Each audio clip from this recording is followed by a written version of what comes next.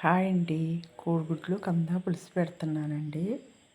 ఒక 2 ఉల్లిపాయలు తీసుకోవాలి, ఒక 5 పచ్చిమిరపకాయలు, నిమ్మకాయ సైజ్ అంతా చింతపండు, ధనియాలు, జీలకర్ర, వెల్లుల్లి రేకులు వేసుకుని మిక్సీ పట్టుకోవాలండి.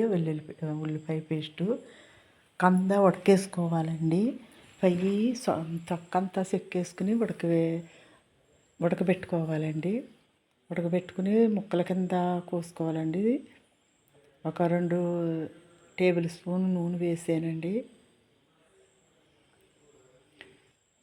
తాలింపు గింజలు వేసాను. వేసిన తర్వాత కోడిగుడ్లు వేపుకోవాలి.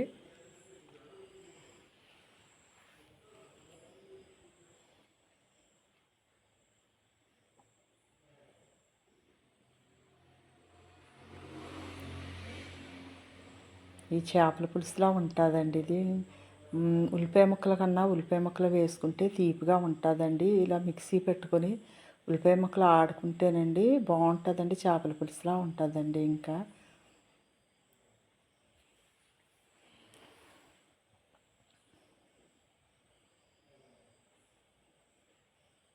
కరివేపాకు, పచ్చిమిరపకాయలు కూడా వేసుకుని బాగా వేగనివ్వాలి.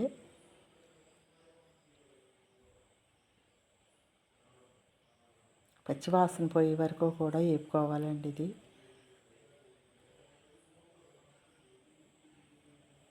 ఈ ముక్కలు మనం సైజుని బట్టి కట్ చేసుకోవాలండి.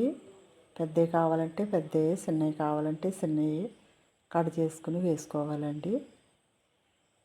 పసుపు, కారం వేసుకుని పచ్చివాసన పోయే వరకు కూడా వేపుకోవాలి.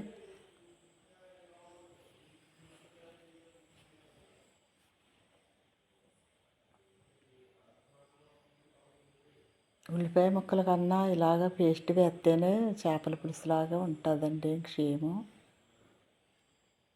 చింతపండు పులుపు వేసుకోవాలండి. ఉడకబెట్టేసాం కాబట్టి అండి ఇప్పుడు చింతపండు పులుపు వేసుకోవచ్చు. ఉడకబెట్టకపోతే మాత్రం నీళ్లు వేసుకుని ఉడికిన తర్వాత అప్పుడు చింతపండు పులుపు వేసుకోవాలి. తగినంత ఉప్పు వేసుకుని కోడిగుడ్లు వేసుకోవటమే. వేసుకుని సిమ్లో పెట్టుకుని దగ్గర పడే వరకు కూడా మరగనివ్వాలి. కొత్తిమీర ఉంటే కొత్తిమీర లేకపోతే కరివేపాకు వేసుకుని బాగా మరగనివ్వాలండి. ఒకసారి ఉప్పు సరిపోయిందో లేదో మనం చూసుకోవాలండి.